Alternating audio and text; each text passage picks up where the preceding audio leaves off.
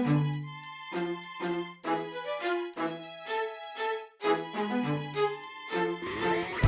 today I'm going to talk about Endgames. But can we mention some of the great players who played amazing Endgames in the past? Yes? Put you on the spot there. Capablanca, obviously. Yeah, share the thought. Yes, Capablanca, Petrosian, he's also a great endgame player. Karpov, yes, also virtuoso. Fischer, he's more like I mate you and then I'll see guy. So Karpov was surpassed by Kasparov, and after Kasparov came Kramnik. Kasparov was one of the most dynamic players, a real universal player. But then Kramnik's second, Barev, came up with a brilliant idea to tackle Kasparov. Which opening was that? Of course, the Berlin. So it's no wonder that Kramnik beat Kasparov just by playing superb endgames. So I figured maybe we should learn a bit more about the prowess of Vladimir Kramnik. He's endgame virtuoso. So the first game I wanted to show was played in Qatar, in the new Qatar Masters tournament against the young and talented Matlakov Maxim, who was doing really great at this tournament before this game. And the first few moves will seem pretty normal, nothing special. So can anyone guess what opening we'll see soon? No, I tricked you. It's not going to be a Berlin. Because it starts with d4, so obviously it's not going to be a Berlin. What opening does Kramnik play as black? Slav and? Well, not against d4. No? Well, if he must, he plays the King's Indian, but he's usually pretty straightforward. Well, he plays the Nimzo, and mostly the orthodox Queen's Gambit. Declined, yes. Bishop e7, bishop g5, h6, castles e3. And now Kramnik has his favorite move here that nobody else played before him.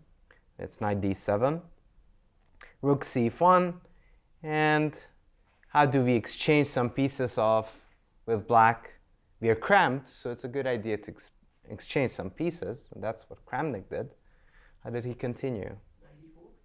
Knight e4, that's an option. He chose the other way, yes? D takes c4. The third way, not d takes c4.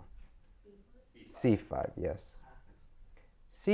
D takes, exchanging everything, a6, knight d4, knight e4. Now, getting rid of that nasty black squared bishop. Queen c2, knight a4, bishop d7. How would we rate the chances for each side? Who's better? It's dead equal, yes. There's not much going on. Well, there's a little activity with the knight on a4 as it hits on b2, which is annoying for white. b3, so he gets rid of that. Knight b6, bishop b2, c8, queen e4, knight d5. And still not much going on. Knight c3, and now white came up with a nice little tactical idea. It won't help him, but it's a nice breeze in this position. What did Matlakov? No, he didn't take. Almost. He played knight c6, interposing. So black has to take it.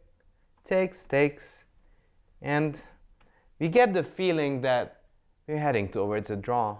But Kramnik is not ready to accept draws. Bishop c6, a4. So whenever we have an equal position, we should look for the advantages we have or the disadvantages our opponents have. What are the disadvantages in white's position, even though the position is nearly equal? His rook is not as strong as black's rook. Yeah, the rook on f1 is more passive than the d8 one. And what about piece activity? What can we say about? That's a move. What does queen b4 emphasize? Yeah, that white has weak a4 and b3 pawns. So it's not as dead equal as it seems at first sight, because the queen side pawns for white is kind of weak. Queen g5, probing for some more weaknesses, or just giving mate. f3, rook d6, rook d1, king f7. Why is Kramnik bringing his king closer, I wonder? Can someone... Yeah, he's getting ready for the endgame, and for that occasion, he's bringing the king closer. Bishop c2, rook takes, bishop takes, f4. Why is f4 a great move here? Well, there are two ideas of f4. Yes? Yeah, and also getting rid of, putting the pawn on black squares, which is always a good idea if you have a white squared bishop. That enhances the scope of your bishop. And also just kind of probing white's structure. D takes, queen d3, queen e5, h3, king e7. Slowly improving. Bishop c2, check, a5, queen d2. And what did black achieve after making 37 moves and exchanging quite a few pieces? But he still achieved something. What did he achieve? Yes. Superior pawn structure. Yes. Like, and how many pawns does white have on white squares at the moment? All of them. So that's an achievement. That means anytime black would exchange queens, black has targets. So the black king on e7 is pretty active at the moment. So there's one more piece we should activate now. Which piece we should activate? As white, right? As black. The queen. So which is the most active square? D5. D5. He preferred queen e5. Bishop d3. And you will see this in more games that I will show from Kramnik. He's slowly inching forward. So again, he activated his queen again, but finding a more precise order. So now he decided that the queen is not active enough on e5. So he looked for a different active central square. G3. No, that's a bit away from the center. D6, a bit more active than that. D4, yes, but he first gave a check and then played queen d4. Because now the king on h2 is more awkward, and anytime white would try something nasty or tricky, then black could check on f4 or any dark squares. Queen c2, king d6. He's coming with all his pieces. So virtually, we could say that black is a king up. That king is almost in the mouth of black and white's camp. So bishop c4. All that black needs to do is exchange queens now. Bishop e8, king h1, h5. Where is that h5 pawn headed? h4, yes, to cram down white's position. Queen c1, bishop d7. He defends the e6 pawn, no tricks, no thank you. Queen a3 check, king c7. Now the king is relatively safe there, as the queen on d4 controls everything. That's why it's important to post your pieces at the most active positions. Queen c1, king d6. That's what good players do. Sometimes they repeat and gain some time. And Kramnik is not in a rush. He knows he's in the driver's seat. He's going to win, not now, but slowly, grinding his opponent down. Queen c1, king b6 now. Queen c2, and now, what should black play? Let's fix the structure. h4. Bishop d3, bishop c6. You can feel that everything is slowly improving for Kramnik, and For Matlakov, everything is incrementally getting worse, which is the magic of Kramnik's endgame virtuoso. Bishop e4. Do we want to exchange? No. We want to exchange on our terms. How did Kramnik exchange the bishop on his term? Bishop takes e4 wouldn't be great because the f-pawn takes and it's a queen ending. There you never know. You might run into a perpetual. Maybe Queen c5? Well, he doesn't really want to exchange the bishop on c6. He'd like to improve his situation. He'd like to create a pass pawn. Bishop d5, yes. King h2, queen e3, and now White kind of is running out of ideas, so he decides to take. Check, and e takes d5. So how many assets does Black have at this moment? Can someone tell me? Pass pawn. The passed pawn, that's one big asset, the centralized queen, yeah? And the king is closer to the center. Yes, so those three. Is Black winning right now? Yes. Who says Black is winning? Please raise your hand. 1, 2, 3, 4. Who says maybe draws?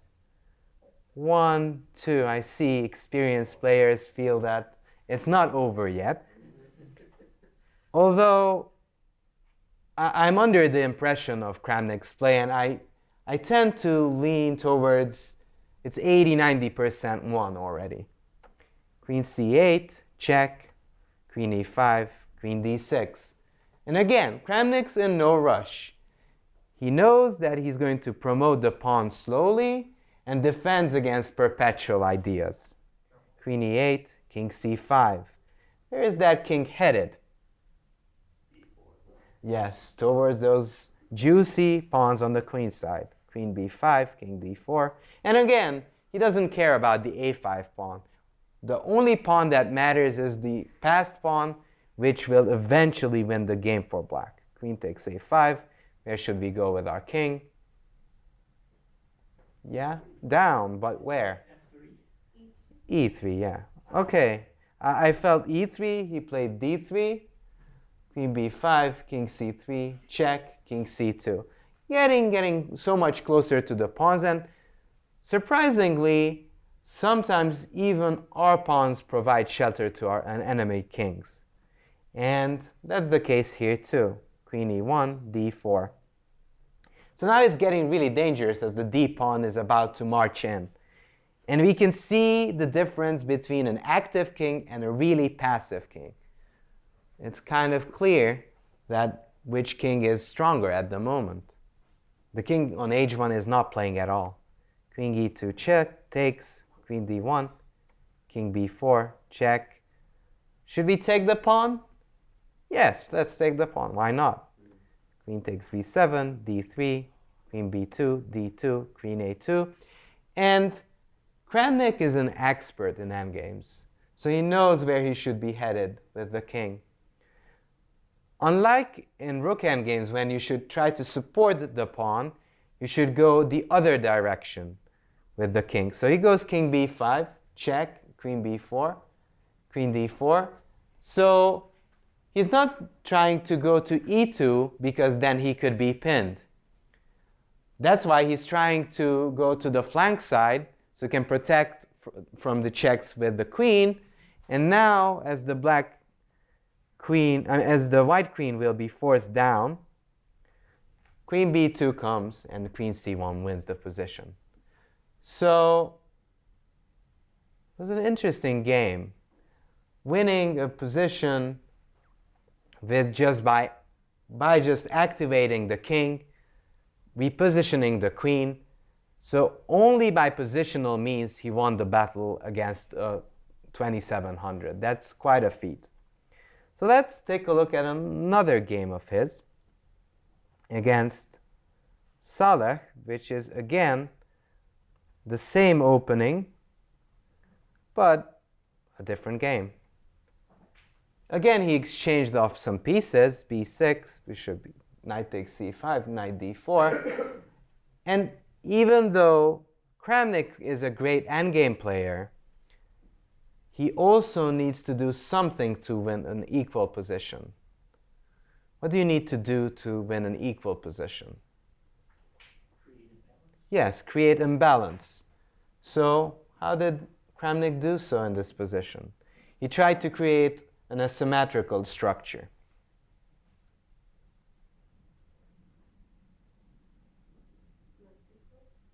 Knight d5? No. Knight d5 is a decent move, but he's trying to create even more unbalance. Yeah, knight f5. Knight takes, e takes. And even though a lot of times these doubled pawns are liabilities, in this position it's not the case because he overprotects the e4 square. So we can already see that Kramnik is aiming to control squares early on, which he can bank on later.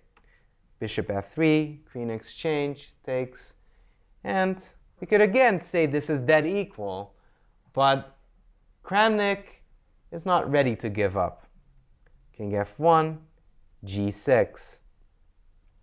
So let's take stock what Black achieved. What's the position roughly? What's the evaluation? Yes? I would say we control the d file as Who? long as we don't take, and we have more space on the king side. Yes, and if we talk long terms, what are the potential weaknesses in White's camp? H2, yes. And I'm quite certain that Kramnik knew that he needs to play against the h2 pawn. King e2, so where should the black king be heading to? Yes, so he's going king g7, knight b5, king f6. So we've played many games before, I suppose, and that king is kind of glancing at the h2 pawn and hoping for the future, because after the rook exchanges, that king will be a monster on h3. Rook takes, b4, knight e6, and White does not take on a7 because rook a8 will win the a2 pawn. Rook c6, king e7. Why was king e7 an important idea here?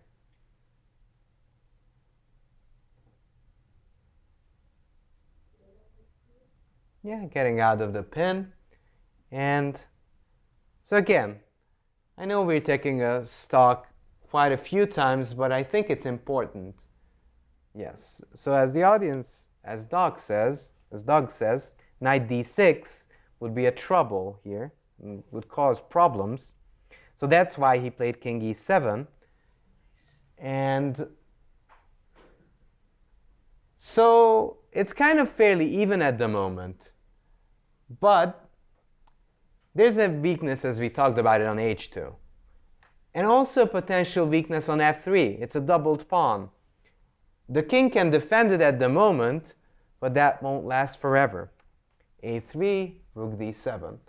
So it's important to see and note that Kramnik first defends all his weaknesses before engaging into active plans. Rook c8, a6, getting rid of that annoying knight. And now, what should Black play? Everything is being forced back, so it's time for some action.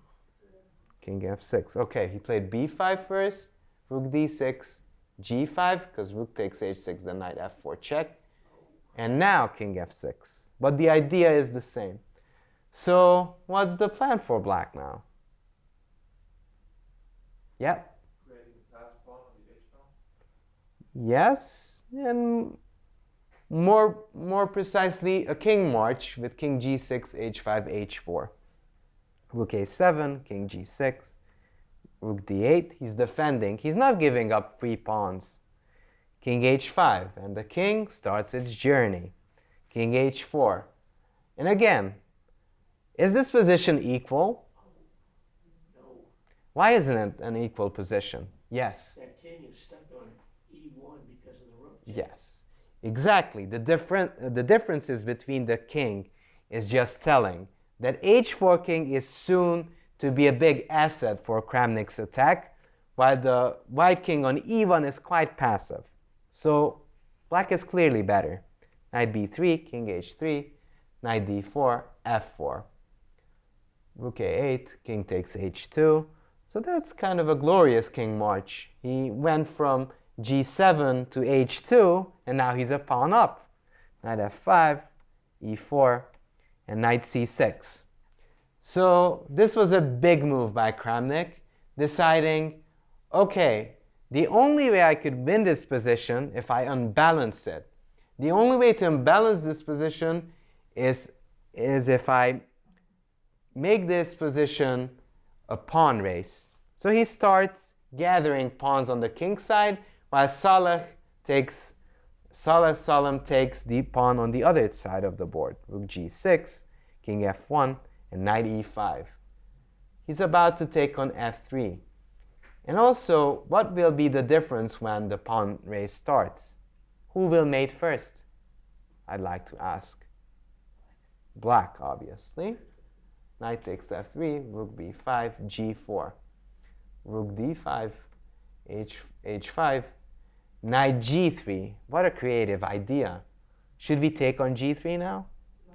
Yeah, that would be pretty bad, because that would kind of cost us a game. And it mates. Ouch. So, tricky defense by white, but Kramnik knows what's going on. So he plays h4. Knight e2, g3. Takes, takes. And now there's not really a way to stop the pawns from rolling.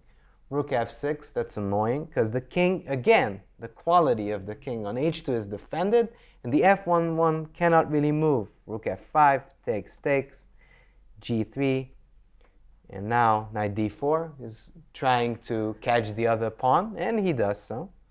a4, knight c3. The good thing with knight defense is that the knights can jump long range, and even if the pawn would go up to a6, then black would play knight b5, and that pawn would never promote. And there's another issue here. What's black's threat that is quite hard to meet in this position? Yes? H3. And then? In h2. Yeah. And if a6 would have been played, then h2. And the sad news for white is that he cannot take on h2 and still protect the g1 square. And he saw this and he resigned. So it's interesting to see that he won 2 games only because he had the advantage of having a more active king. So Kramnik, let's see one of his games, 2 more games with white. And he was playing this against Andreikin, who had a fabulous run in the World Cup and was playing the final with Vladimir Kramnik. Interestingly, they repeated this line with both colors. In both games, they played c4, d5, bishop, g5. I don't know, it's kind of an interesting idea, but anyways, it all transposed to the same line again. b6, now Andreikin chose to play b6, bishop d3 takes, queen e2, a6, rook d1, knight d5, bishop g3. Well, Kramnik doesn't always want to exchange pieces. He'd rather exchange pieces on his terms, when it's actually improving his situation and his position. Knight takes c3, b takes, bishop d6, e4 takes. How did Kramnik's situation improve compared to this position? Can anyone help me with that? Yes? Pawn to the center. Yes. He built a pawn center. That's an edge. And also, h takes g3 was a great idea. In what way was it a great idea? Yes? Yes. It created a loft for the king, but also he took towards the center, which you should always take if you have the chance. So would it be safe to say that white is slightly better? Yes. Even if the computer disagrees, neglect the computer. White has a center, a safe king, and black has a slightly cramped position. So I would still go with a plus equal, a slightly better position for white. b5, bishop d3, knight b6. No wonder Andreikin is trying to expand on the queen side. Knight a4, bishop c2, knight b2, knight c4. And now Kramnik comes up with kind of unusual idea. What did Kramnik play in this position? Black is threatening to take our queen, but also has another threat. The other threat being knight a3, trying to take our bishop. Yes, queen c1. So even though this move is really unusual, what Kramnik realized that it's much more important to keep the bishop than to play a natural move. This would drop the bishop, and that would kind of drop some part of the advantage that he had. So he decided to play queen c1 because, in fact, this is still a closed position, a semi-closed position. So he can get away with queen c1 as he's going to chase the knight away anyways really soon. So if your opponent's pieces are a bit cramped, how should you continue if we're Dmitry Andreikin? Yes? Occupy space. Yes. How could black try to occupy space and attack the center?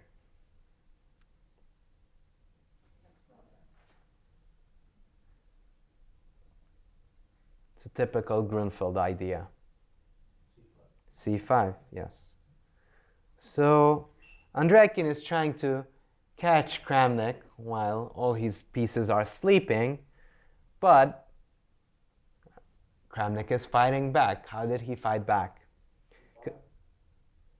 No, not e5, but d5. Oh, d5 is a classical idea, but it's overprotected at the moment because black would take many times and we would lose a pawn. When black played c5, these pawns got a little bit weaker. Really? Yes, because there's no more c6, even though that's not the prettiest move ever, but that's still a possibility before c5. a4, yes. So he's immediately attacking the b5 pawn. And now Andreikin has to start defending. C takes d4, c takes, rook c8, takes, and queen e1, over defending the e4 pawn. What would happen if white would take on b5?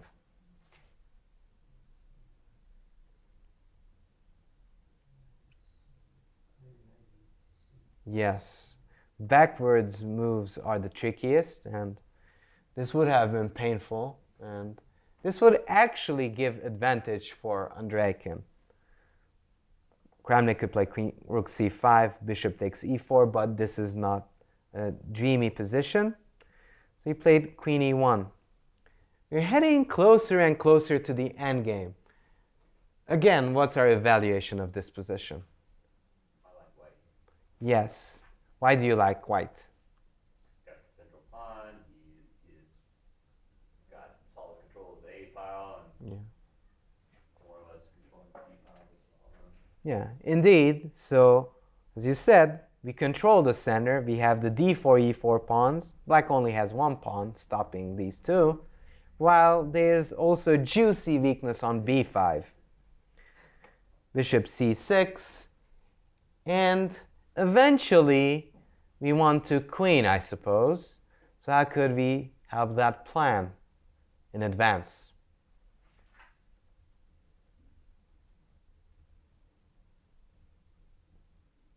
Think about which pawn you're going to try and create a path. Yes, which side, which pawn you're trying to nurse into a new queen? The d pawn, so it might need some help. Yeah, rook d1. Okay. I missed this move, I'm sorry. rook a8, but now rook d1. He first blocked the b pawn. He doesn't want that pawn moving at all. Rook a8 and now rook d1.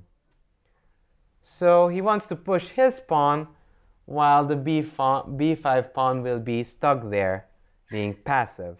Rook a3, and now d5. It was just time to break through. E takes, and bishop takes d5 would run into some trouble in name and shape of rook takes b5, and the d5 bishop is kind of shaky. Knight b6 runs into what tactical idea? Rook takes b6, yes. And queen takes b6, rook takes d5. And white should be gradually winning this game. So sometimes best defense is counterattacking. What was Andreikin's move here? He didn't actually move his bishop.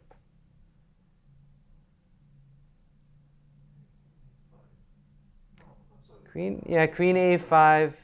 Yeah, the b4 rook is protected at the moment. Yeah, rook e8.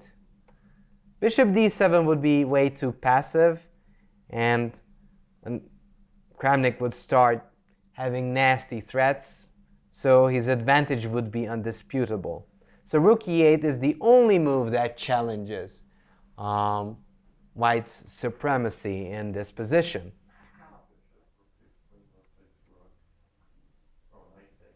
Knight takes, yeah. Because, yes. Yeah, Doug, you're correct. D takes c6 is the right sacrifice. And what white really wants is gaining a lot of tempi, because since he's a queen down, he needs to rush with promoting the pawn on c6. That's why he takes with the knight. So he played queen c7, but what's wrong with queen b6?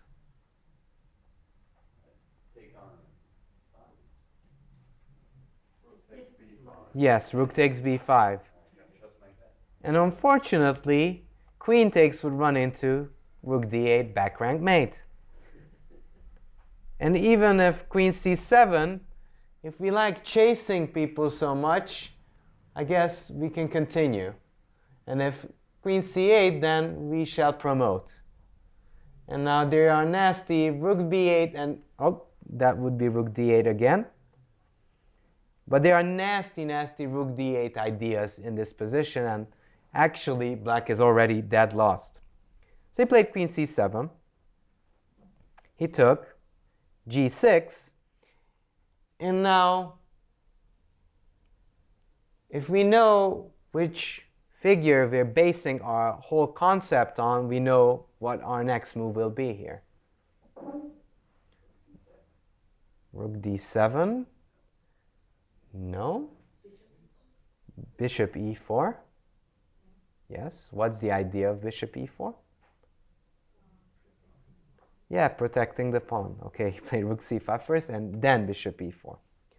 So the name of the game is overprotecting your strongest figure, the c6 pawn. If white manages to push on through and promote it, he's going to win. If he loses, he could actually lose the game.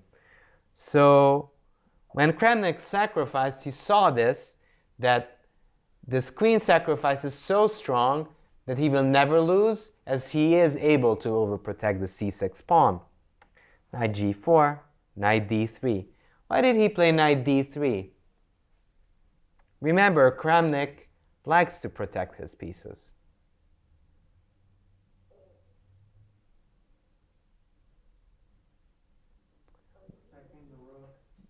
Yes, the knight d3 move protects the rook on c5.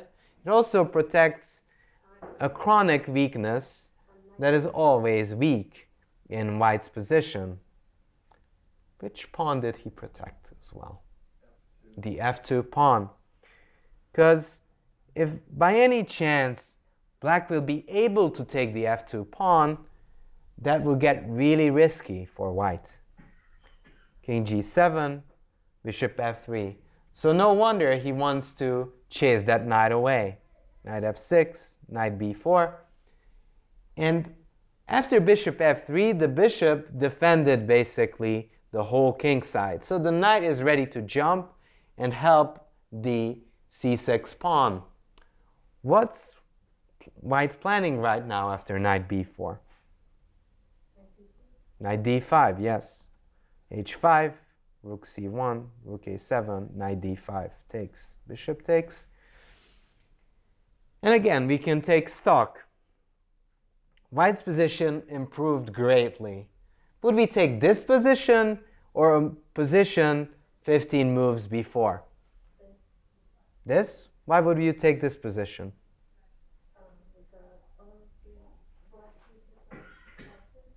Yes, because all the black pieces are really passive, and defending this position is maybe surprising to some, but is really difficult. Because white has the easy plan of promoting, but with what plan? What should white be planning in this moment? Putting maybe rook c to b1 with the idea of rook b7 after. Yeah. Yes. Black had enough of waiting and played queen d8, but indeed rook b1 is annoying with rook b7 ideas. Because if the pawn reaches the 7th rank, that would be the death spell for the position, and more than likely white is about to win soon, because the pawn is going to promote. Also, let's talk about king safety. How safe is the white king? Super safe, right? That's why he managed and he could sacrifice his queen, because the bishop is a good defender protecting the g2 pawn, and there's no big threat of perpetuals as the king is so well defended. Queen d8 was played, and if you let me, shouldn't I continue with the c7? So now it's the only move for black. Rook c7. Otherwise, queen c8 would be just sad and utterly passive. So he took. And now, even though this looks simple, it's not that easy.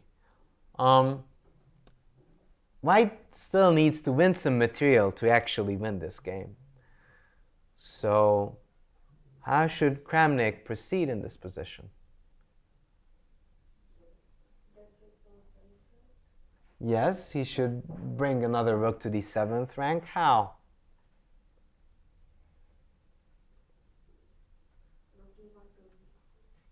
Yeah, rook e1, rook e7. Because are we actually threatening to take on f7 if we play rook e7? Yeah, because that pawn endgame is just easily winning. So Andreikin is playing king h6, rook e7, f6.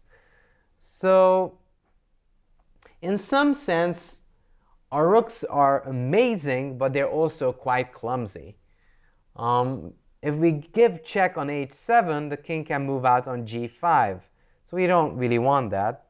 Rook d7, and he plays f4 because he wants to trap the king in the corner. How should black try to stay afloat? g5, obviously. Take king h2, king g6, f takes. And the problem is that eventually white is going to take the pawns, as we will see. And Andreikin can't really do anything against that. What would be the only fighting idea for black to do? What? Yes, perpetual. King takes, rook h7. He's trying to win the h5 pawn. Check. Attacks the queen. Check again, rook takes h5. And this position is kind of sad. Rook a5. Should we take on f5? Not really. I would say so. but Kramnik knows better. That would lead to a draw, wouldn't it? No, I thought so, but no, because he has the extra pawn. Because it would be drawish without the doubled pawn. That's why I had that first impression of a draw. But with the extra pawn, we can do something that we couldn't with a pawn less. And what is that? Tempo. Gaining a healthy tempo, yeah. So in this position, what should we play here? G4 or G3. Let's play G4 because that's more active. G7, and now we win that extremely important tempo. So in fact, this position is winning. Takes, king G6, rook G5, rook B5, and check, and eventually he won this game. So it was very interesting to see how he just gained more and more advantage in his position. He was initially just slightly better. He protected his good bishop, even played queen c1 because he had the time to do so. And after the time was right, he even sacrificed his queen to get a really strong pass pawn. See, he accumulated enough advantages to actually win the game. Okay, so the last game, which is a Reti.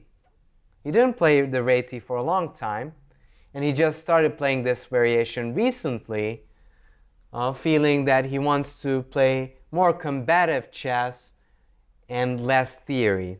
So he played knight f3, d5, g3, castle d3.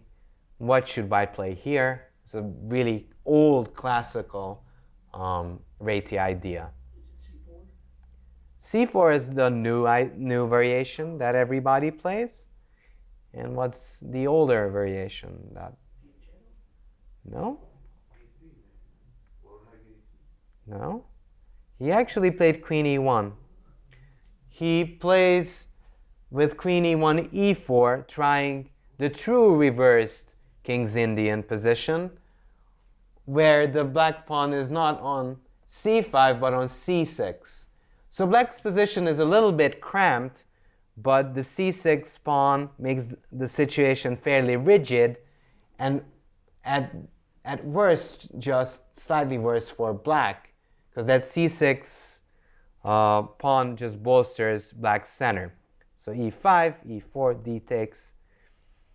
And where would we naturally put our bishop with black? c5. He played bishop d6, but bishop c5 is also a viable move. Most likely he wanted to overprotect the e5 pawn. And that's a good advice for any players, that if you have a weakness, there's no fault at overprotecting it. In that way, you will never lose it. Knight d2, castle. And now, if we get the chance to win a tempi, let's do so. Knight c4. After h3, he played knight c4, bishop c7, and a4. He stabilizes the knight on c4. And again, we could say that he actually stabilized a good piece on c4, and that's already a slight pull for Kramnik. Rook e8, knight h4, and we could see that these knights on h4 and c4 are getting really active, while the bishops on c7 and h5 are not as great. There would be one big goal that White would like to achieve, which is his weakest or worst piece in this position. The queen is awkwardly placed, but which light piece is badly placed for White? The light squared bishop on g2, exactly. So we wouldn't mind getting rid of that. Knight c5, knight f5, bishop e3, knight f4. And it deserves an exclamation point in the sense that it's a beautiful sacrifice. But Kramnik is not afraid of losing his worst piece and plays f3. Takes, and actually I might even think that he was happy with this exchange, as he exchanged this terrible bishop for a really able knight. What? Yeah, he had to take, otherwise the knight would have been hanging. So bishop g6. Is the g6 bishop worth our knight? No. So he played knight h4 and says, no, thank you, keep your bishop. Knight d3, queen takes e3, queen e7. So how would we judge this position? It's a semi-open position, but I would be inclined to say it's semi-closed. So which pieces are happier in closed positions? The knights. Which pieces are particularly unhappy in this position for black? The bishop, especially which one, the c7 or the g6 bishop? The g6 feels pretty stale and pretty bad. Rook b8. Well, if there's one open line, we might as well try to capture it. We play rook f2, rook d8, exchanges. He exchanges for one reason. What is the reason he dares take on d8? Yes, he cannot take with the rook because the b7 pawn is hanging, and which would eventually win the game. So he takes, and now he occupies the line. And again, the advantage is rising. Bishop c7, rook d3, queen e6, queen b4, b6, b3. What's the idea behind this small little clever move called b3? Yes, he wants to play queen d2 and also stabilizing the knight on c4. Because that knight is quite happy there. It doesn't really want to move it if it doesn't have to. Queen d2, b5. And in chess, we know that playing positional play is good, but using tactics is always allowed. And therefore, Kramnik came up with a spectacular tactical idea. How did he proceed here?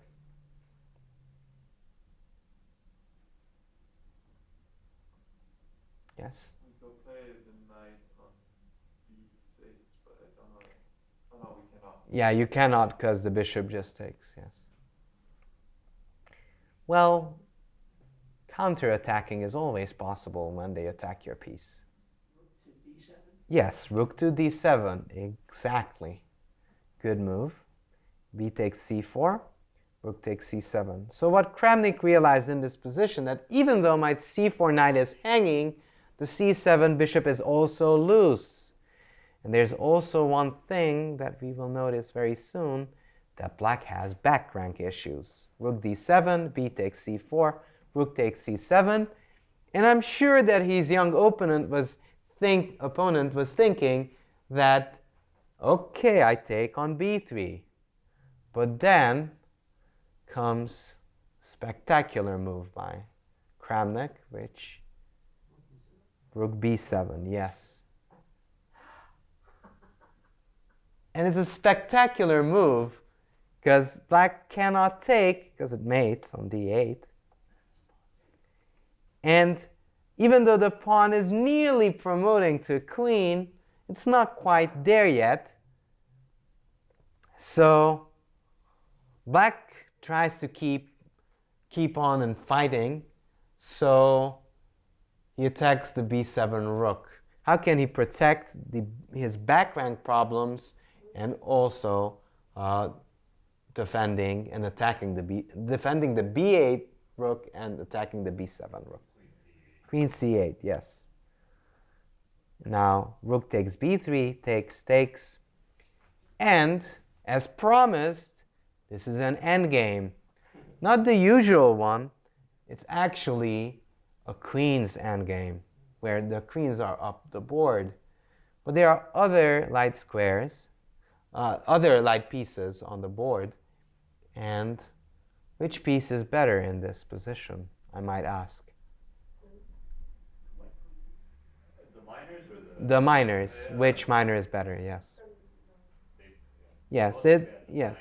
It's the classical good knight against the terrible bishop on g6. And also, as you guys pointed out, the queen on d2 is extremely active compared to that queen on c8. So f6, and Kramnik likes the fact that his queen is more active than white, excuse me. So the white queen is much, much more aggressive and active than the queen on c8. So Kramnik wants to keep it that way. What move did he make to keep it that way? Queen d6. Yes. So bishop f7 is highly discouraged because then the knight would jump in and deadly threats would arrive. Then, namely knight e7 check, which is not pleasant to face. So king f7, and if your opponent has a white squared bishop, on which color should you put your pawns? Dark, yes. So therefore, first he plays g4 because he wants to navigate his knight back to e3. And I know that this might sound contradictory, that the white pawns are on white squares, but in this case he had no choice at all.